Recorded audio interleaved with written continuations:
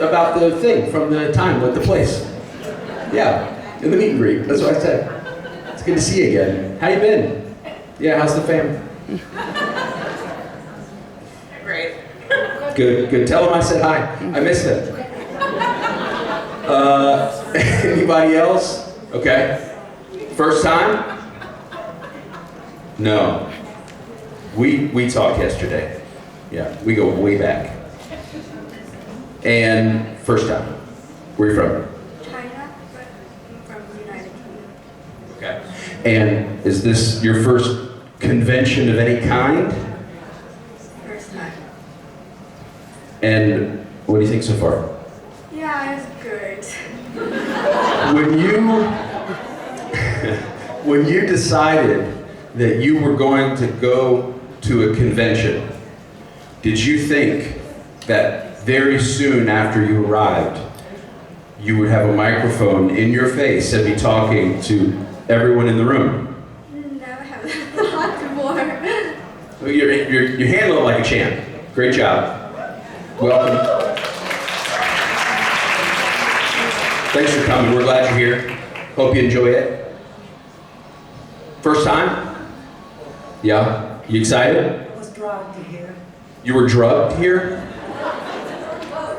Okay. Who drugged you? My partner. Present for Christmas. I'm slightly confused. It was a present for Christmas, and yet he had to drag you kicking and screaming into this present. No. Shit. Yeah. Now it's becoming a little more clear. How long have y'all been watching the show? I watched this 2 times. Basically, like, I hold the last season because I didn't want that to finish for 5 years. So then I dragged my partner to watch it again and we finished together. Last episode 2 days ago because we wanted to finish before. So, correct me if I'm wrong. You watched the show. You got to season 14. And you said, when I watch that last episode, I'm going to need someone to hold me. So you had him watch from the beginning all the way through so that when it was over, you could hold him. No, really. I didn't know him when I watched it the first time. I just didn't want to end the season, so I said, okay, if I stop here, it's not going to end. And it took me a couple of years, then I met him and said, you know what, let's watch it since the beginning, and then we will end it together. I think it's an excellent strategy. How'd you feel about that? It's good. We enjoyed it. Yeah. So, you have a question.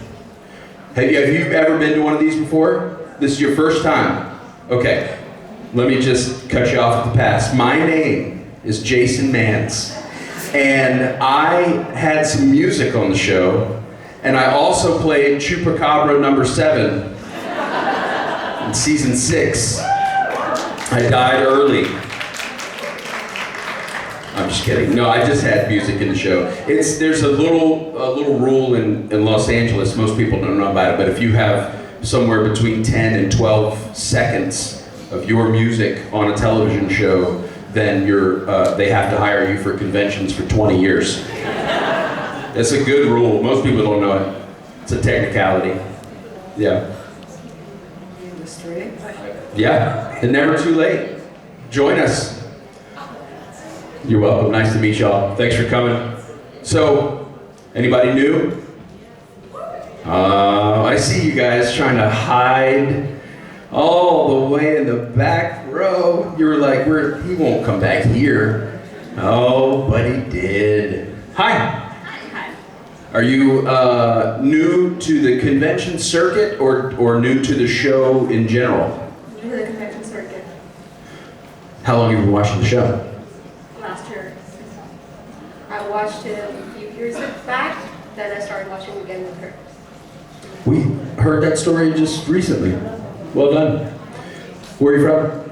Pakistan. We're sisters. I would have never guessed. That's awesome. Are there any other people from Pakistan in the room? Wow, you guys are just winning the jackpot. That's awesome. Your grand prize will await you at the end of the convention. All right. So, if you were going to ask one question, did you not think that this voice was coming from right behind your seat? Yeah, you were looking at the stage the whole time. Yeah, she came in and sat down. She's like, "Where is that guy?" So, what was I saying? I don't remember. Yeah, what question would you ask any one of the cast members? If you could ask them a question, what question would it be? And it cannot be, "Will you marry me?" because they're already married. No, there was this question that I forgot. You forgot because the mic is here? Yeah, it happens. Well, you think about it. You'll have an opportunity. All right. You're welcome. Nice to meet y'all. Thank you for coming. So, what are you guys standing up there for? A question? For me? All right. I'm on my way. Thank you.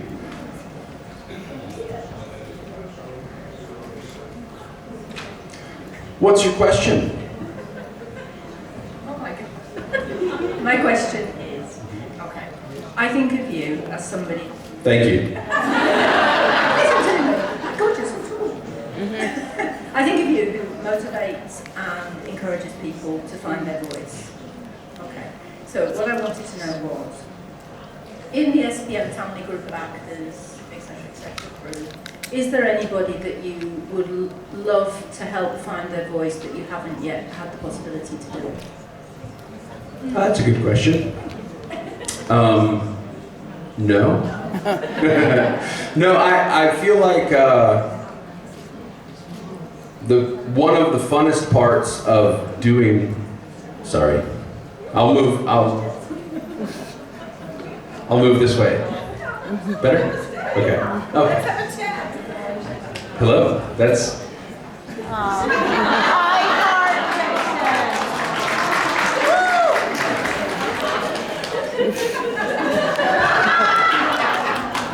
I feel.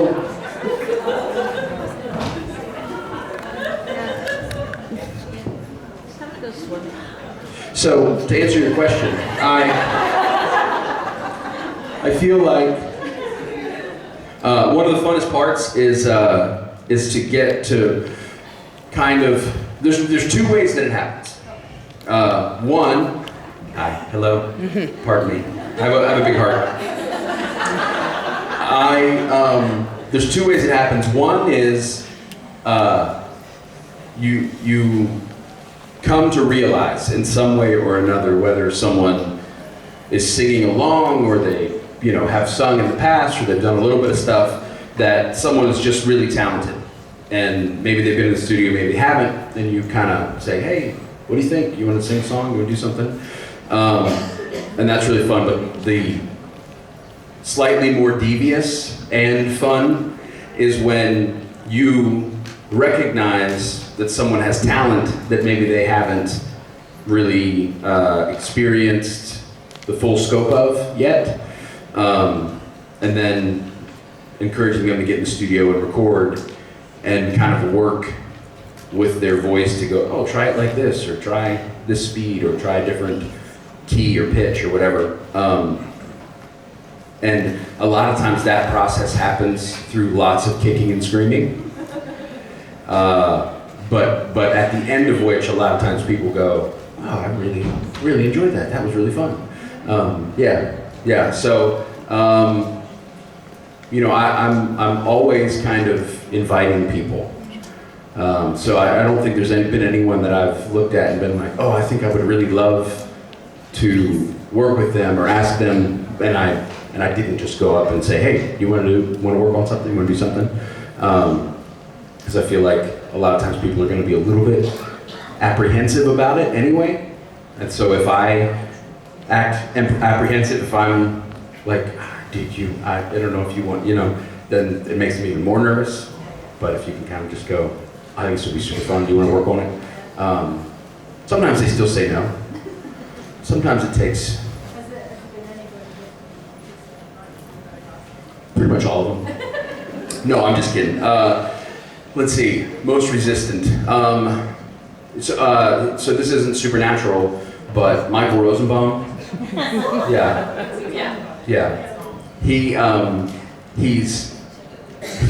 loves to sing, and he would throw these birthday parties in LA where he'd hire like this cover band to come in and do like these 80s songs, and he would get up and sing a song, but it was always kind of goofy and funny and laid back. And he would invite his buddies over, and they would have like jam sessions in his basement, and he'd have karaoke parties, and he loved to sing, loved to perform. But for him, it was like, as long as it was fun and funny, as long as it wasn't real, then he loved it. But I was like, dude, and also his band, when they would come over and play, it was all original stuff. It was all songs that he wrote.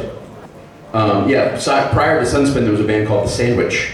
Yep. And, but that was, one of those situations where I was like, look, I don't want to ruin the fun, but you're good. Yeah, you should record. And he was like, no, it's just for fun, And then we had a show at the Troubadour, and I tried to get him to open for us, and his band was super excited about it, and he was like, no, that's the Troubadour. We're not gonna play the Troubadour. I play in my basement with my buddies. We're not gonna go out. And so I just kind of kept, okay, sound checks at this time. He's like, whatever. And he was like, we're not, why are you telling me when sound check is? We're not playing. And then eventually, he caved, and his band was like, we gotta do it. And so then they played, and it was like, new passion unlocked. Like at the end of the show, he was like, that was amazing. He was so nervous, and then afterward, he was like, so worth it. And so yeah, I think he's recorded like 5 albums now or something crazy. So that was probably the one that was the biggest work. Yeah, it was fun. Thanks for the question. That was good. Because we talked about Matt, he sings Mad World on your cover with Friends, and I was so surprised because he has a really good voice, and it's a very chaotic production, but it fits perfectly to the song.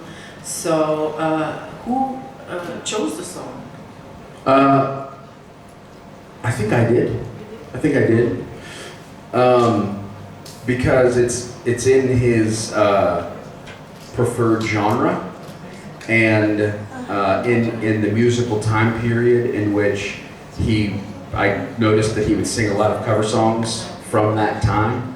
So I kind of wanted something that I knew he would enjoy, something he knew, something he didn't have to learn the words to, and he'd be really comfortable with. And so I just offered it to him, and he was like, yeah, I love that song. So, thanks. Yeah, that was really fun. Thank you. Of course. Yeah, buddy.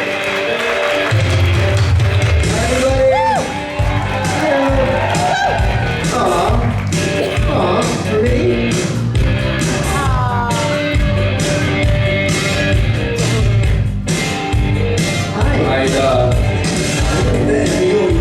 That's the way to do it.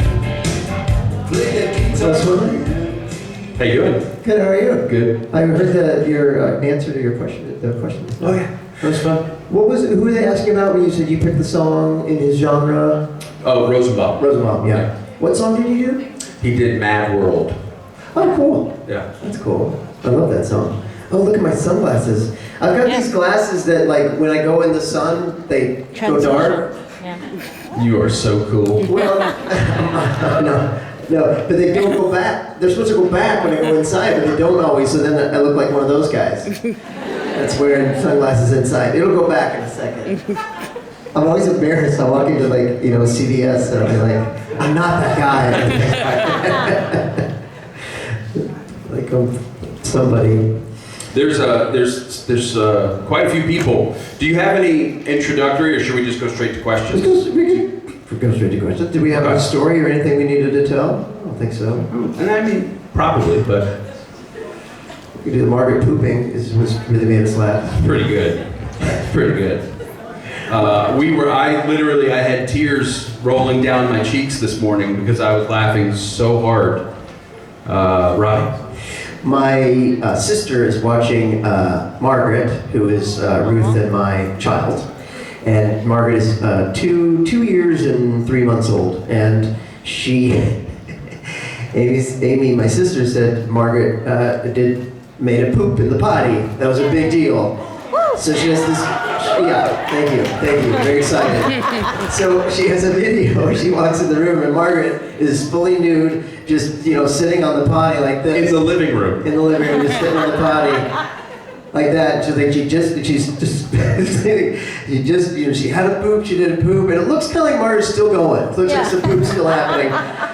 And Margaret goes like this, she's like this, she kind of looks off. And Amy, the whole video is talking to Margaret, going like, hey, you did a great job. And Margaret's got no emotion, just kind of like, and then she kind of looks off, and Margaret goes, happy birthday! Jason's like, is it anybody's birthday? I was like, no. Just the poop, I guess. That's because she left the present. Happy birthday!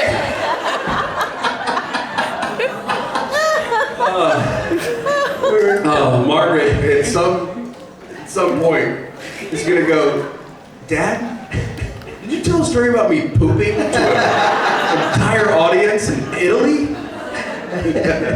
It's cute. If you're below 5, it's still cute. Yeah. But yeah, and we were dying laughing. And then Jason was like, I gotta see it again.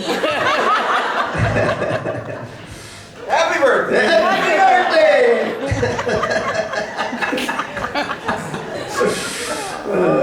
Do you have a question? Yes, but thank you for the story. It's really good one.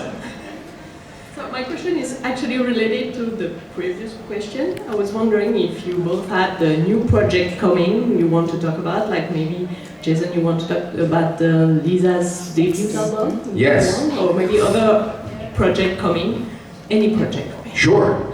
I have so all of the Covers with Friends albums that I did were Kickstarters, where it was had this kind of fun idea, and we kind of threw it out to the fandom and said, hey, if you're interested in this, there's this thing, and if it funds, then we'll go make a record. And so it's been a while since I've done one of those, and Lisa Berry, who played Death on the show, pre-COVID, we had been talking about maybe doing a record. It was I had done one with Brianna, and I had done a couple with Gil, and I had done a couple covers with friends, and had produced a bunch of stuff, and I had kind of been talking to Lisa about doing one, and then randomly a few months ago, she just called me up and she was like, remember that thing we were talking about doing like half a decade ago? What do you think? Can we do it? And I was like, yeah, absolutely. That'd be super fun. So we launched a Kickstarter. I think there's like 4 or 5 days left. And if it funds, then we're gonna make a record for Lisa. I've done a little bit of like pre-production stuff on it, and it would be in a really cool lane if it happens. Kind of in keeping with the song that she sang on the show, like using that as kind of the lane or inspiration for the music, kind of like that folk Appalachian soul, you know what I mean? Amazing. Kind of a new genre for you as a producer. As a producer, I love listening to it, but yeah, I haven't produced anything like it before, so it would be really fun. But yeah, I think that's maybe got 4 or 5 days left in the Kickstarter, so do some publicities. Go guys, go. Yeah. Because I'm really interested, so I would like it to happen. Yeah, that would be fun. You're like, if it happens, we'll make an album. If not, we'll make a single. That's a good one. We just recorded, we're about 60-70% through recording a new Loud and Swain album. Very excited about it. And then on the heels of that, I'm going to be doing another solo project. So I've written a lot of songs over the last couple of years, so it'll filter into a Loud and Swain album and then a solo record. after that. And then other than that, I was just talking about my meet and greet. I've got an audio series, a fictional audio series that I have a good role in that just is coming out, or just came out. The first 2 episodes are out. It's on, wherever you listen to podcasts, you can find it. It's called Saigon. Is that the thing that was you announced on? Is that with the Star Wars girl? Yeah. Kelly Marie Tran. Yeah. That was cool. Yeah. I saw the thing and I was like, I know her. Yeah. She's in one of the Star Wars, or 1 and 2 the movies. Yeah. So it's called Saigon, and I'm really proud of it. And it's pretty epic. So. That's pretty cool. Yeah. I didn't know about the last one.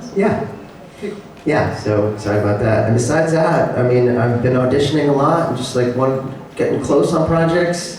And, this is kind of the life of an actor. It's like, sometimes it gets really close and it's down to you and one other person and you don't get the job. And, you're that close to your life kind of changing and it didn't happen, so you just gotta keep going. So keep sending those great, positive, supernatural thoughts and something good will come through.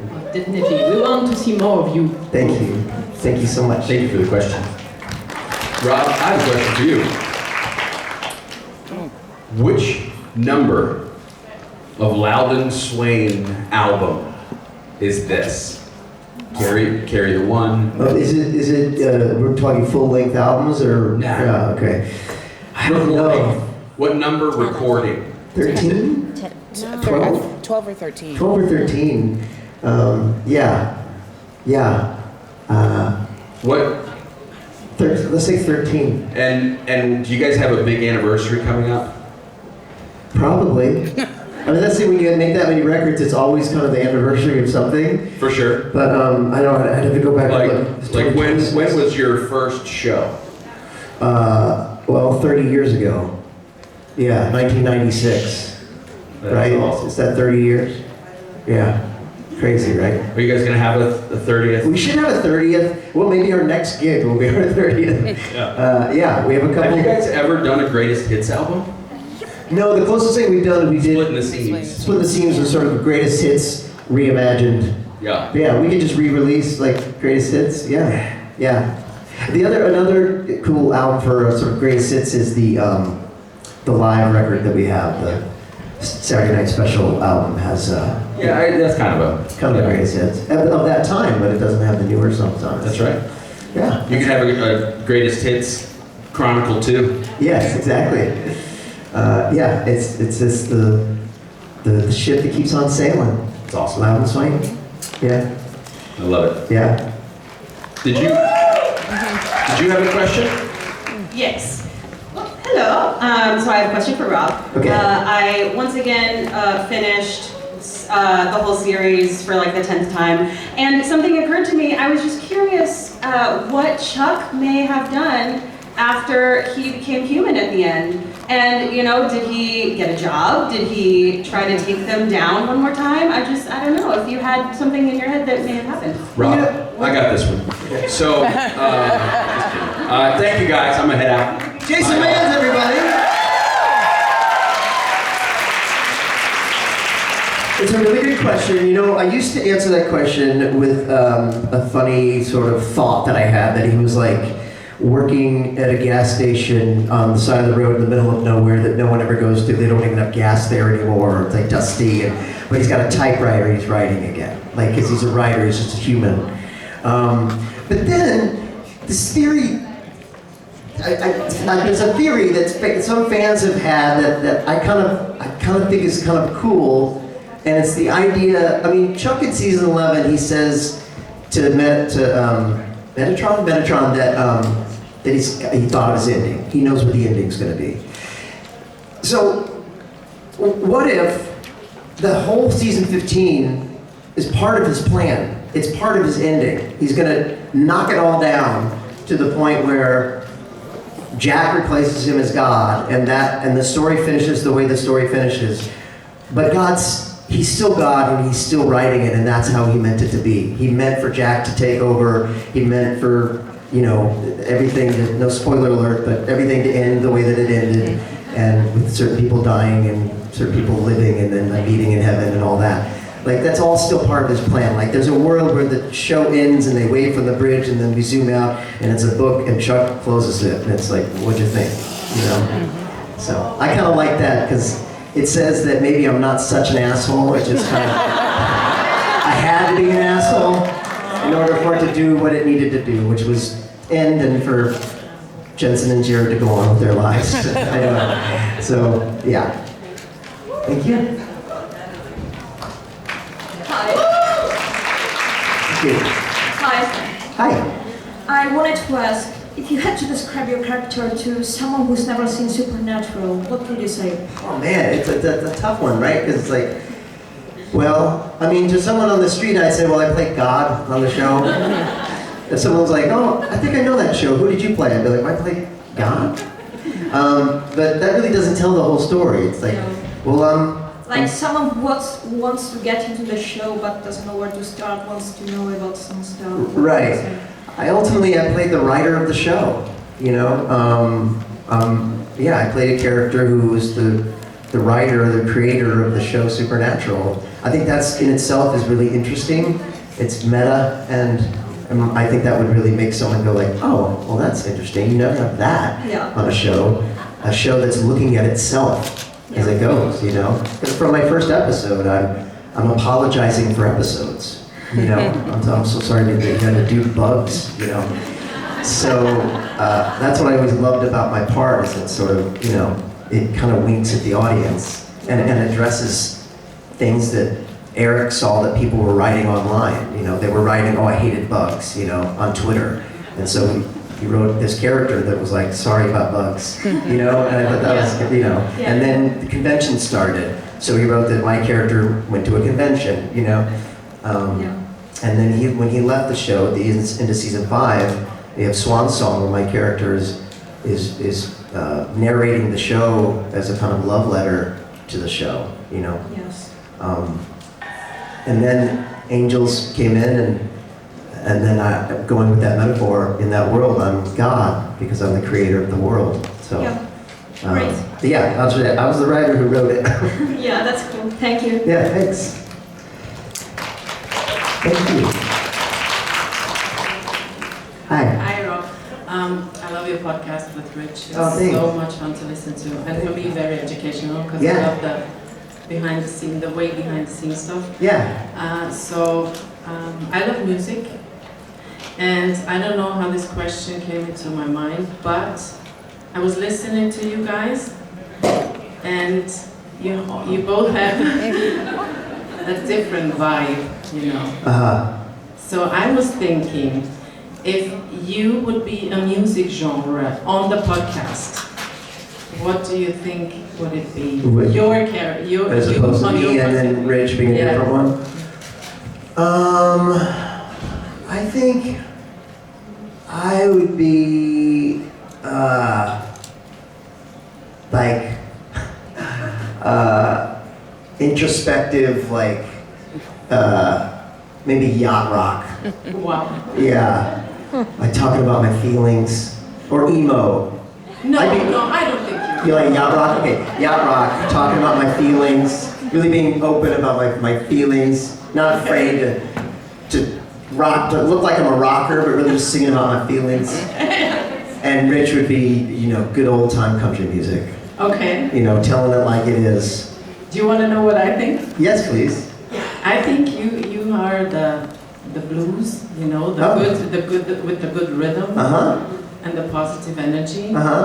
And I think I only have one answer for Rich, and it's jazz. I know he's a country singer, but jazz, I'm blues and he's jazz. You know, that's pretty good.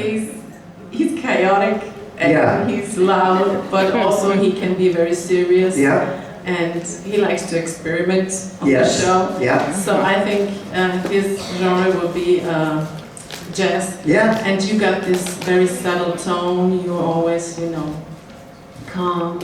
And you always have this silent laugh when he's making fun of you. Yeah. And so that's, I call it the blues. I like Not it. the sad blues, the, you know, the do-do, do-do. Yeah, I like that. Yeah. Thank you. But also, like, I got it rough because he's making fun of me all the time.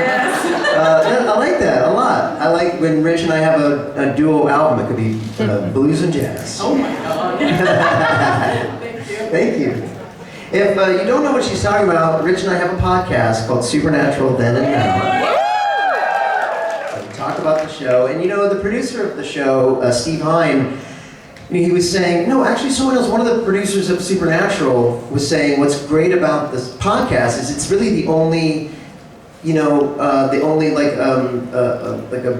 you call it, a audio or verbal history of the show, where you get people who made the show talking about what it meant to them, Bob Singer and Jensen and Jared and Misha and, from the top, all the way through, the people who did the sound and the effects, the writers, the actors who put it together. So it's a verbal history of the show. So it's really the only one we've got. So I think it's really important if you're a fan of the show, check it out. It's free. Hi. Hello. Hi. I'm sorry for my accent. I don't speak English. It's okay, I only speak English. But I learn. My question, what are the things that... what are the things that move you the most, and what piss you off the most, except this stupid question? Okay, so that's amazing. You did awesome. What are the thing that pleases me the most? What was it? Move you the most. Annoys me? Moves me. What moves me the most? And then what pisses you off? Okay, in life? Oui. Okay. You're French? Vous êtes français? Vous parlez français? Oui. My French is so bad that she's like, what did he? Damn it, and all the time. I took my kids to Paris and I was like, watch this guys. I was like, table pour deux. And they're like, table for two. This way. Vous êtes français? I don't know what it is. The thing that moves me the most in life, my children. My children. They bring me such joy. And, I have two older kids, and every day they amaze me, and they move me, and they make me want to cry, and I love them so much.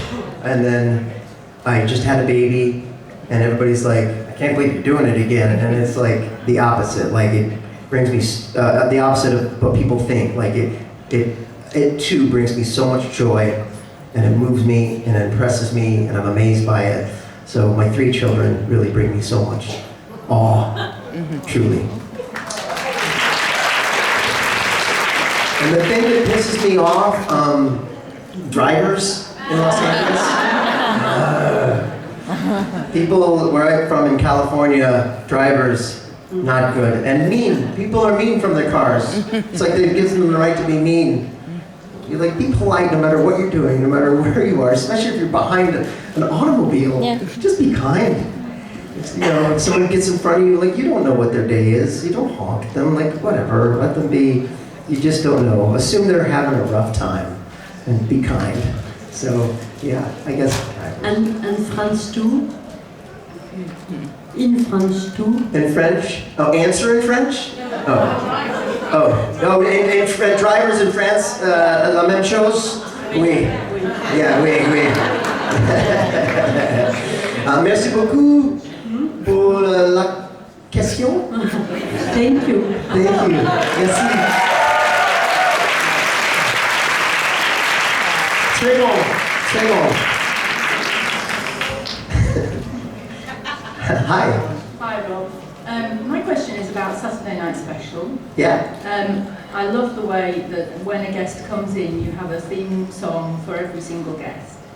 And I'd love to know the genesis of that, how it comes about, and whether they're consulted on it, they give suggestions, or how it all happened. Yeah, we never asked their we never asked for their suggestion. We probably should, but no, it's really the band. It's kind of fun for us whenever there's an actor.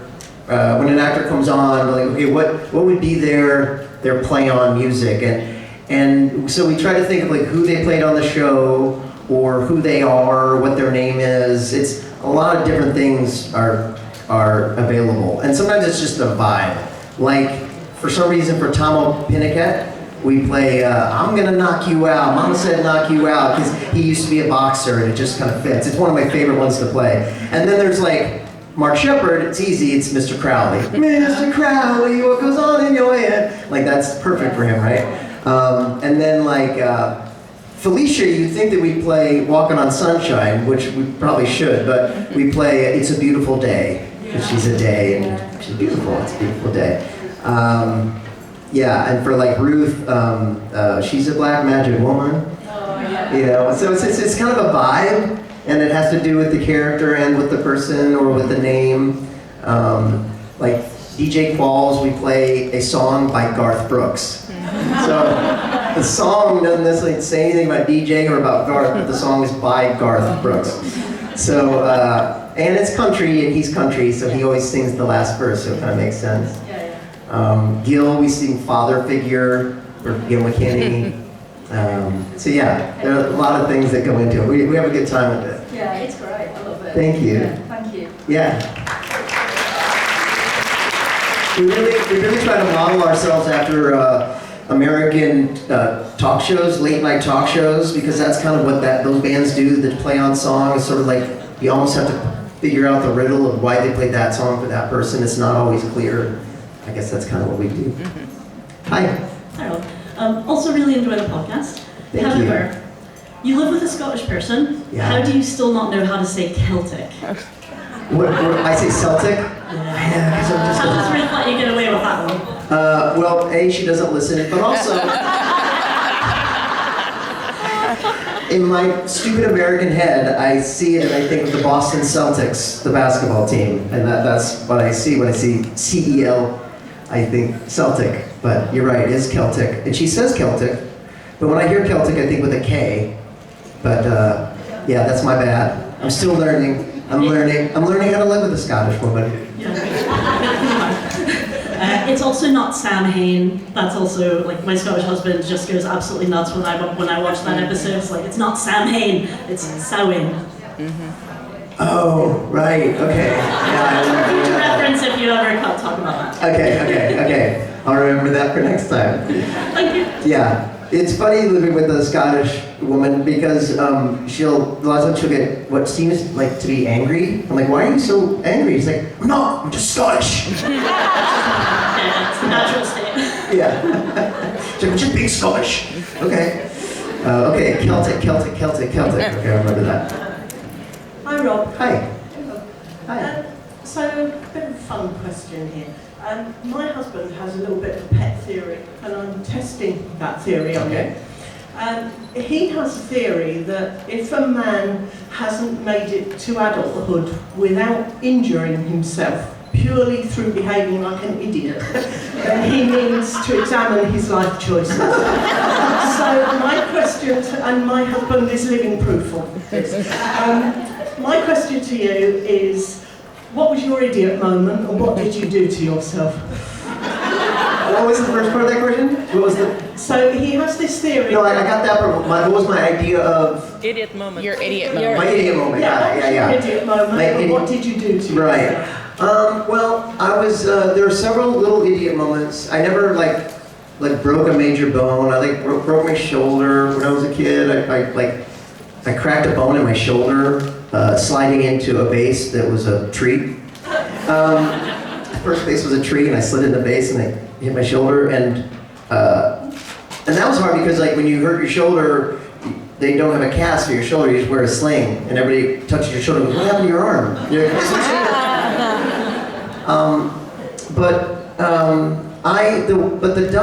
My dumbest injury. God, I have a lot of dumb injuries as an adult. My adult years have really been where I saved all the good dumb injuries as an adult. But there was fairly recently, a couple of years ago, I went bar hopping with a friend. I live up the street from a whole bunch of bars, so we're walking. We're not driving, we're walking. So we were walking like several miles bar hopping. So at midnight, we're kind of drunk, and we decide to take a bicycle back home, a city bike. So you pay for the bike with your phone. I didn't realize it was one of those bikes that has a little motor in it. And again, I had been drinking, and my friend was like, took off. And I was like, oh God, and like immediately fell, sliced my face open, cut my lip, and hurt my arm. And yeah, and my friend came back and was like, what the hell? So then we had to Uber home. I slept in a different bed so Ruth wouldn't know. I woke up with blood all over the bed. And then I had to tell her, she took me to the hospital, and we did x-rays and everything was good. And that's when I decided maybe I'd go sober for a little bit, just, as punishment. And that was a good experiment because I was sober all last year, and now I drink very little, and it's very healthy. I feel healthier, so it's good. Yeah. I finally learned my lesson. 55 years old, I finally learned. Yeah, that was the dumbest thing of late, but there were several, and you ask any of these people, they were around for a lot of them. Yeah, thank you. That's a good question, and I agree with your husband. And now you own it. I'd see. The other thing I could say is when I broke my shoulder and I went to the hospital, as a kid I was really little and I was really skinny. And they took my shirt off to examine my shoulder, and I was so skinny that the doctors got worried and they pulled my mom aside if they thought she wasn't feeding me. And I remember thinking that I had done something wrong, or that was really wrong. So yeah, it did a real number on my self-confidence. And then my dad thought there was something wrong with me, so he took me to a special doctor to see if I had any, like a growth problem with my bones, like maybe it wasn't gonna grow. And I think that's why I'm so self-conscious about my height to this day. I'm just, because I am usually the shortest guy in the room, or one of the shorter guys in the room, but yeah, that was why. And the doctor, by the way, the growth doctor said I was going to be 5'10". He said he's fine with me 5'10", which I'm not, so I want my money back from that doctor. Yeah, life would be different if I could if I could just be Jensen's height. That's the ideal, I feel like the ideal height, you know what I mean? You're not the tallest guy in the room. What's that? I got the queen of hell. And I'm taller than her, so that's she makes me feel tall. She makes me feel tall in every way. Yeah, when people on the street ask me who I played and then they ask me who my fiance is, I say, well, she's the queen of hell. And they're like, what? Yeah, I'm so excited she's here, because you guys are always like, oh, tell Ruth, wish she was here, so I'm excited. You're like, she's right too. Did you have a question? Not really, you're waiting for the next person? Another one. Oh, well, ask it. What is one of the silliest things Margaret has done lately? Besides pooping and saying happy birthday, she loves to, at this age, it's so funny, the clothes that they wear, because it doesn't mean anything to them, so it's like, she loves to wear her tutu. Wherever she is, she's got her tutu, just in case there's a dance happening, and then she wears oversized hats to protect her very pale skin from the sun. So she walks around the block in a tutu and a hat, like a crazy lady. She's like a crazy cat lady. And she loves animals. She loves animals. She talks to the animals. There's a chicken down the street from us at this school. She'll go down and she'll say hi to the chicken. And then she'll say, "How are you today?" To the chicken. Yeah, that's pretty good. Yeah, in its own language. Yeah, it answers back. What else can I tell you that's exciting or weird or different? Oh man, this is weird. When I flew into London and they lost my bag, and I was without a bag for 48 hours, and I had to go buy myself clothes And the only thing that was nearby was a Levi's store. So now I've got like just a Levi tuxedo worth of clothes. And they have underwear there, everything. I bought it all at Levi's. And I had to submit my ticket to Air France, and they're like, we don't believe that you have all these from Levi's. That doesn't make sense. There are 4 receipts from Levi's, no. So really, they don't want to reimburse me for everything. I'm arguing that. But the funny part of that story is then we came and I flew down to Florence and met Ruth in Florence.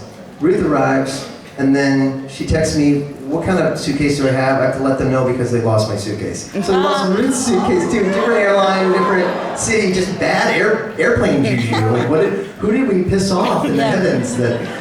So we both had the same situation. It's crazy. So if you would have seen us in Florence, we're both just in our underwear walking around the street. No, she finally got hers back too, thank God. Because as a lady, you need your suitcase. Yeah, I've learned that. Ruth has a suitcase of clothes, and then she has a suitcase of her makeup. It's like 2 different. It's a lot. That's a lot. When she moved in with me, the first thing I had to do was move out. No, I had this. No, really, I had this great walk-in closet I really love, but it's not a walk-in closet that's like, whoa, old room, but it's like, for a guy, it's like a great, sort of like you take it's just like this sort of little corridor of a closet, which for me, more closet I ever had.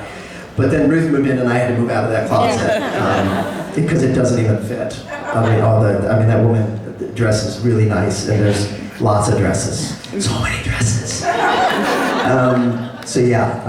So we had to make do with the other closets in the room. It became my closet. I did, walk into my son's room, excuse me, I just gotta get back down. But she also Ruthified my house. My house needed to be Ruthified. So the little Ruthified things around the house. You'd be able to say like, oh, that was Rob, that's Ruth.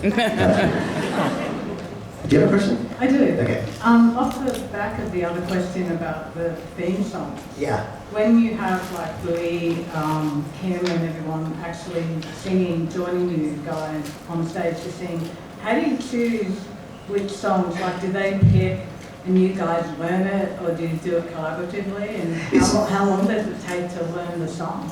We learn the songs pretty quickly. A lot of times, not a lot of time, and most of that is just because we're just putting it off to the last minute, But it's collaborative. It's like sometimes the person will say, "Hey, I'd like to sing this," and if it works with our genre, sometimes they'll come up with a song that's like more orchestral or very keyboard heavy. Then we're like, that doesn't work necessarily for this, But then we try to like meet them halfway with something.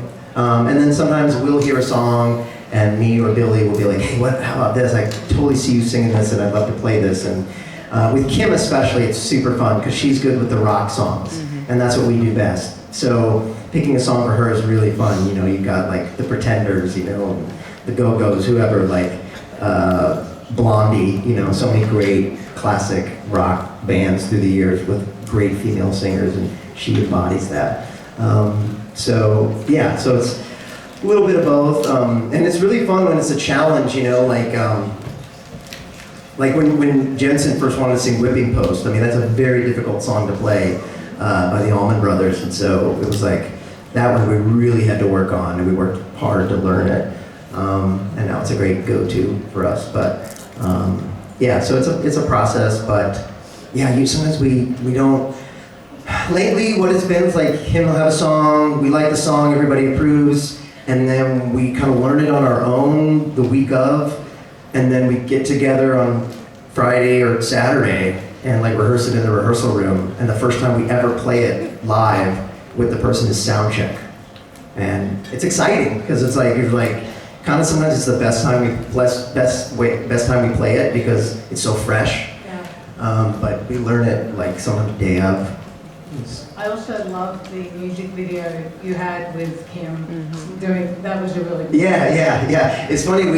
Kim sings Loud and Swain songs really, really well, and so she's in one of our videos, and there are a couple different Loud and Swain songs she's sung live, and it's kind of become she sings it more than I do these days with a couple of songs. But on the new album, we recorded a song, and I was like, this is awesome. Kim's gonna be great singing this song. There's a song that's gonna be a great Kim song. Yeah, thank you for that question. Hi. Do you have a dream holiday? Have you already had one, or is there something that you would really love? Like, what would be the perfect holiday for you? That's a good question. You know, there are a lot of places I haven't been that I'd love to go. In general, I do like a beach holiday. That's a fun one. Yeah, it'd be great to have a holiday. Like Ruth and I were saying, like we just went to Florence for a day and a half, 2 nights, and it was awesome. But it just wasn't long enough to really, because it takes you a day to just let go of life, right? Just not look at your freaking phone and just, you know, be there. So I'd like just a week, to give me a week off so that I can be in the place and really let go of my life and, you know, be there. That being said, I've never been to Japan, and I really, that's the top of my list of places I'd really love to go. I've never been to Asia. I've never been to Africa. Like there's so many places. How about Scandinavia? Scandinavia, I've been to Scandinavia. Yeah, and I'd love to go. There's so many places in Europe. I haven't been to Prague.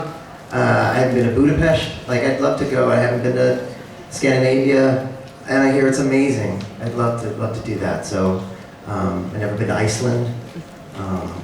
So yeah, a lot of places still on my bucket list that I haven't been. I've been to Italy a lot, and I love it. So you'd love to see new places? Thank you. Yeah, definitely. Love to see new places. Yeah, that's a great holiday, and for a week. Yeah. So I can really be there and have the money to be there and do it right. Stay somewhere nice. I'm not so much of a like, you know, Misha's like, you know, backpack, set up a tent, you know, eat mud. It's not. I was a little that way if someone talked me into it, but now that I'm with Ruth Connell, that doesn't. You know, she's a lady. She needs a bed and a carpet. We go glamping. Yeah. That's the closest thing we do, and even that sometimes is a bit roughing it. So yeah, we need to give the queen a proper place to stay.